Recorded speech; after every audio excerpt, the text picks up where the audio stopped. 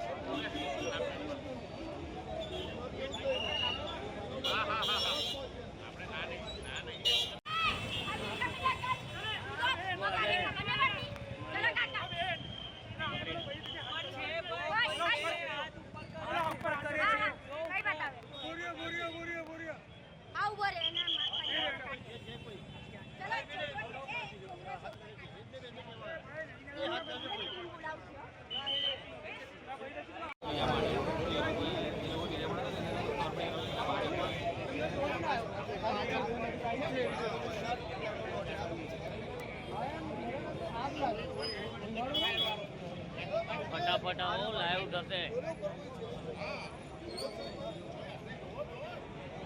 समता police station થી સીધા આવો। હા, સીધા આવજો ને, આ પબ્લિક છે।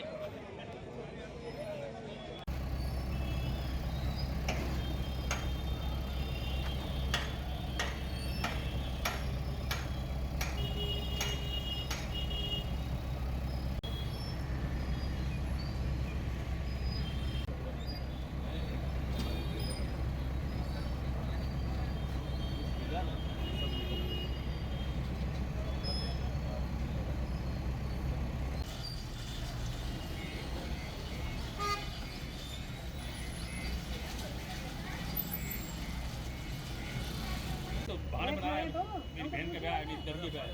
अब बिल्डर को लापरवाही है, કારણ કે બિલ્ડર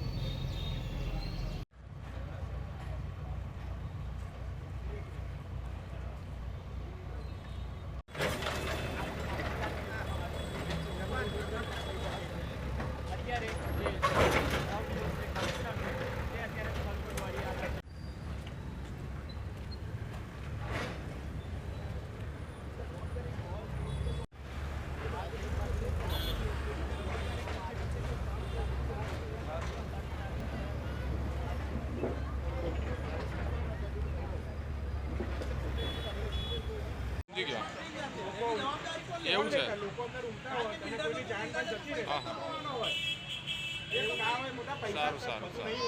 सवा सवा मेरे बच्चे मकान में बैठे हुए थे।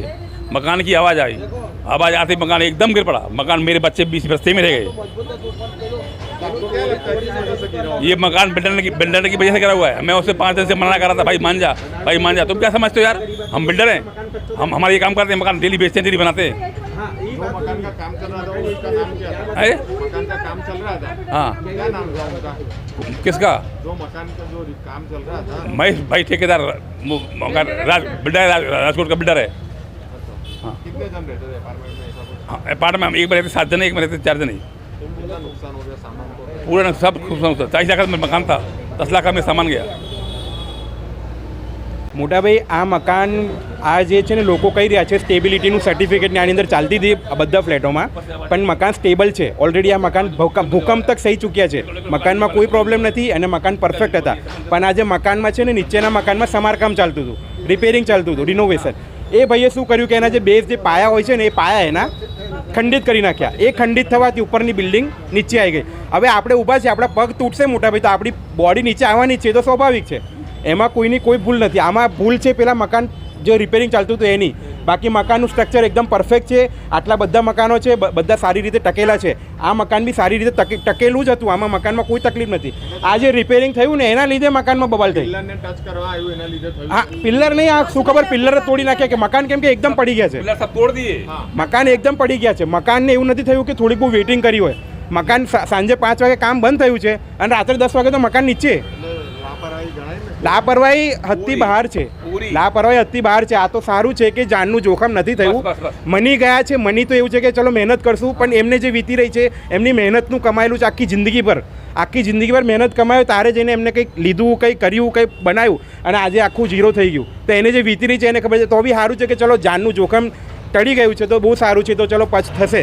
પણ આ ભૂલ છે ને નીચેવાળાની છે, બિલ્ડરની છે. શું નામ શું છે જેની જે મકાનનું કામ ચાલી રહ્યું હતું? એનું નામ આપણાને મતલબ મહેશભાઈ નામ છે. મકાન હમણાં જ એમને સેલ કર્યું છે, હમણાં બાય કર્યું છે નવું મકાન અને રિનોવેશન ચાલતું હતું. અને આ રામી ક્લાસીસની સામે પાવનધામ સોસાયટી છે હમણાં કોઈ હાજર છે? કોઈ બિલ્ડર કે જે કોન્ટ્રાક્ટર? કોઈ જ નથી. હમણાં કોઈ જ નથી. हम बच्चे को दूध पिला रहे थे, ऐसे आवाज़ सी हो रही कुर कर करके, तो ऊपर वाली आई कि उर्मिला बहन तू नीचे चल, मकान गिरने वाला है. मैंने ऐसा मकान नहीं गिरता है, ऐसे मकान थोड़ी गिरा. हमने नीचे वाले से बोला तो उन्होंने कहा हम सही करा दें, मकान नहीं गिरेगा. तो वो तो नीचे उतर गई. अब मैंने हमारी बहू से बोला तू भी उतर नीचे. हम सिटी पे रह गए, मकान गिर गया. क्या कौन से वजह से गिरा है? उनका काम चल रहा था? काम तो बंद हो गए 5 बजे, गिरा 10 बजे रात के, 10:15 बजे. कौन कर रहा था काम नीचे को? लेबर काम कर रही लेबर मतलब मशीन से तोड़ रहे हैं दीवार ने, मशीन से तोड़. तो उसके वजह से गिरा आपको लगता है? हाँ, उसकी वजह से.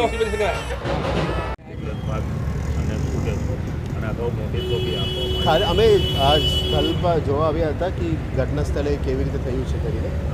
આખું રાતમાં આનું જે ડેબ્રી પડી ગયો હતો એ G+2નું ફ્લોર હતો જે પડી ગયું છે એનું ડેબ્રી કાઢવાનું કામ અને કાટમાં નિકાલ કરવાનું કામ અત્યારે કોર્પોરેશન તરફથી કરવામાં આવી રહ્યા છે. સ્થળ ઉપર એસિસ્ટન્ટ કમિશનર અને CFO હતા જ આખા રાતમાં.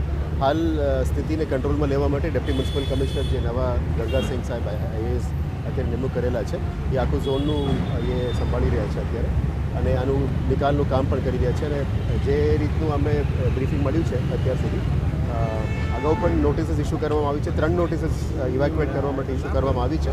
એટલે આગળના કાર્યવાહી અમે હાથ ધરીશું. અને અત્યારે પણ નંબર અપીલ કરીએ છીએ કે કારણ કે હાઉસિંગ બોર્ડ સાથે જ પરામર્શ કરીને કામ કરવાનું રહેશે એટલે ઝોનના ડેપ્યુટી મ્યુનિસિપલ કમિશનર ત્યાં હાઉસિંગ બોર્ડ સાથે પરામર્શ કરીને આગળનું કાર્યવાહી કરશે. જે પણ કાર્યવાહી કરવાનું છે અમે હ્યુમેનિટીને કન્સિડર કરીને જ કામ કરીશું. પણ લોકોની જોખમ ના પડે એ બાબતનું તમામ પગલાઓ લેવું પડે એ લેવું જ પડશે. કારણ કે ફરીથી બીજું કંઈ ઘટના ના બને એના માટે પગલાઓ લેવું પડશે. એ DMC તરફથી કરવામાં આવશે. સાહેબ નીચે કામ ચાલતું હતું એના લીધે એ તપાસ કરીને કહીશું. હાલ અમે કહી ના શકીએ. પૂરું તપાસ DMC લેવલમાં તપાસ થશે અને રિપોર્ટ કરાવશે. સ્થાનિકોનું કહેવું છે કે નીચે કામ ચાલતું હતું બિલ્ડર આપ સ્થાનિકને પૂછી લેજો. અમારી તરફથી રિપોર્ટ જે ફાઇનલ કરવામાં આવશે DMC તપાસ કરશે. સૂર્ય કિરણ બિલ્ડિંગ છે જે બ્લોક નંબર 91 નંબર છે. તમે જોઈ રહ્યા છો. મને અમારા પ્રાથમિકમાં એવું લાગી રહ્યું છે કે ત્યાં રિનોવેશનનું કંઈ કામ કરતું હતું, કામ થઈ ગયું અને 4-5 કલાક પછી અચાનક બિલ્ડિંગ ધસડી પડી છે. તાત્કાલિક લક્ષ્મીપુરા પોલીસ સ્ટેશન સાથે સાથે ફાયર બ્રિગેડ, તમે જુઓ GEB છે, બધા જ લોકો અહીંની ડિફેન્સ, સિવિલ ડિફેન્સ, બધા જ લોકો જેને જે રીતના મદદ કરવી હોય સ્થાનિક લોકોનો, અમે એમ્બ્યુલન્સ, અમારી પોતાની એમ્બ્યુલન્સો છે, એવી રીતના ફાયર બ્રિગેડનું છે, બધા જ લોકો અહીંયા આવીને હાજર છે. હાલ તબક્કે કોઈ ઇન્જરી કે કોઈ અંદર દબાયેલું એવું દેખાતું નથી. પણ પછી જો બી ફાયરના અમે JCB મંગાવ્યા છે, હાઇડ્રા મંગાવ્યા છે, કટર બી મંગાવ્યા છે અને જે ઇલેક્ટ્રિસિટી બંધ કરી દીધી છે, ગેસના સિલિન્ડરો પણ કાઢી લેવામાં આવ્યા છે. તો બધી જ વ્યવસ્થા કરી રહ્યા છે. પણ તેમ છતાં પણ પ્રયત્ન એવો છે કે ભગવાન કરે અંદરથી કોઈ જાનહાનિ ન નીકળે એ હાલના તબક્કે તો દેખાતી નથી.